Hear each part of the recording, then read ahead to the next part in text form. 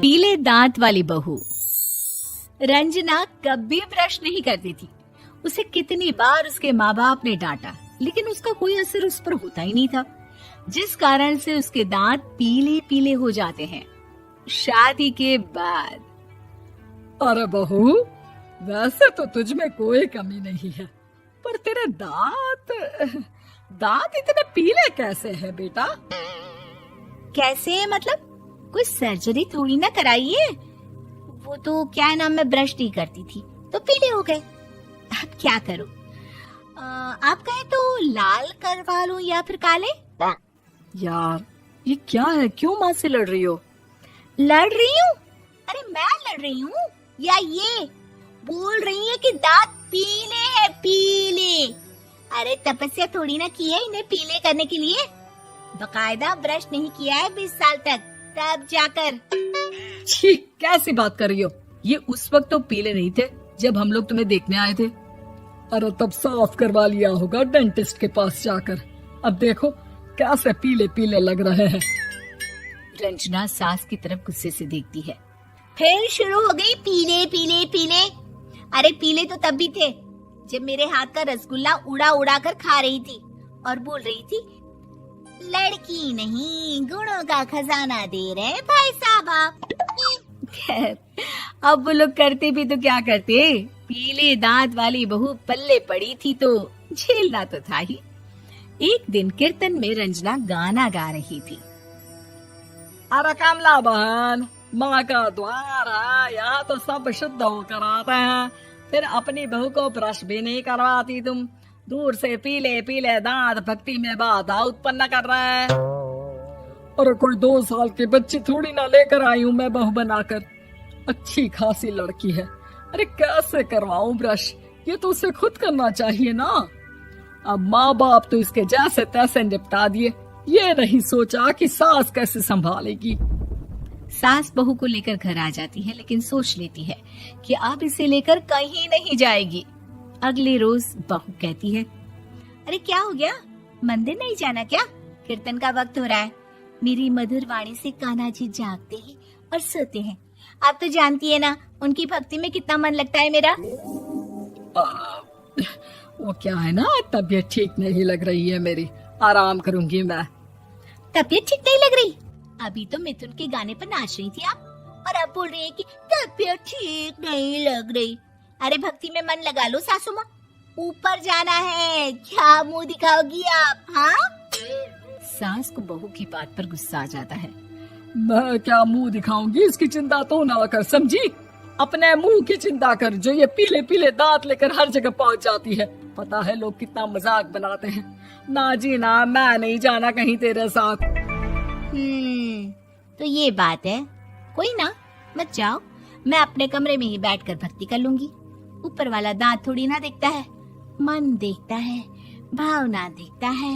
और अरे बस बस, तू सब कुछ दिखा, बस ये सफेद चमकदार दांत ना दिखाना किसी को, है? जा यहाँ से।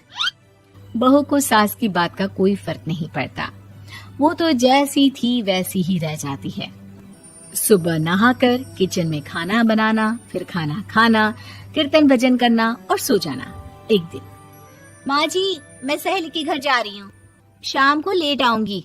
हाँ हाँ तो जाना, मैंने कौन सा तेरी आरती करनी है घर पर बैठकर। रंजना सहेली के घर जाती है, जहाँ वो पार्टी में जाने की तैयारी कर रही होती है। अरे शिखा, कहाँ जाने की तैयारी कर रही है? मैं गलत वक्त पर आ गई क्या? अरे नहीं यार, उल्टा सही वक्त पर आ गया। मैंने ये साड़ी और ज्वेलरी निकाली है यार, शाम को इनके ऑफिस की एक पार्टी में जाना है। बताना कैसा लग रहा है ये सब? नहीं यार, इस ड्रेस के साथ तो वो वाली ज्वेलरी अच्छी लगेगी। हाँ हाँ सही बोल रही है, मैंने ध्यान ही नहीं दिया। वैसे तो हमेशा से मस्त फैशन सेंस रखती है। तो बड़ा जाती होगी ना पति के साथ पार्टी में। रंजना कुछ नहीं बोलती, बस सोचती है कि यार काश ये बात सही हो जाती, पर मैं क्यों नहीं जाती पार्टी में? क्या इन लोगों की कोई पार्टी होती नहीं होगी?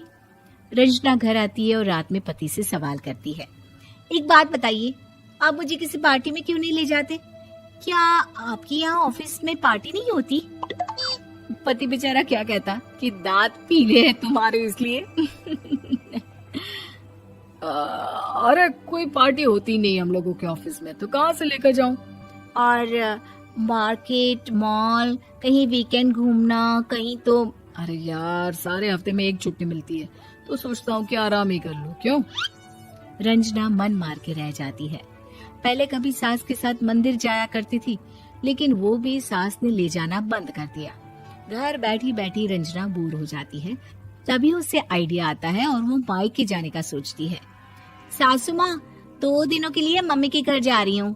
अच्छा ठीक है, आराम से जा। और हाँ, माँ से कुछ अच्छी आदत सीख कर आना कि कैसे शरीर के हर भाग की तरह दांतों की सफाई भी जरूरी होती है, समझी?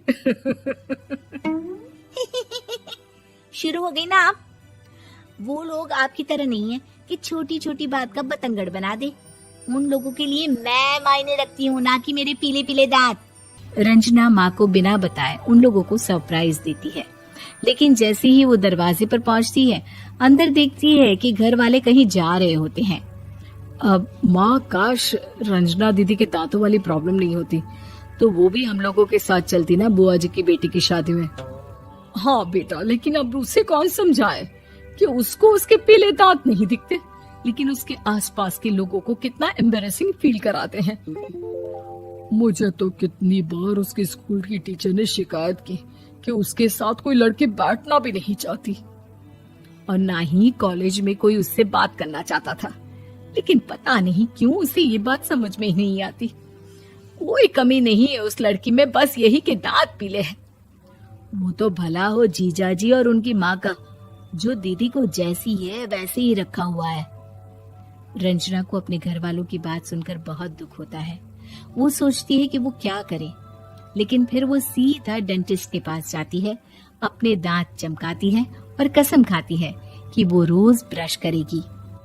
अरे क्या हो गया? तुम तो 2 दिनों के लिए गई थी ना, पर कोई ना, अच्छा है, चलो आ गई तो। रंजना सास के सामने आकर खड़ी हो जाती है और पूरी स्माइल करती है, उसके चमकदार दांतों को दिखाती हुई। हैं? चले मंदिर। माँ, मुझे माफ कर दीजिए, मैंने आप लोगों को बहुत एम्बैरेसिंग फील करवाया।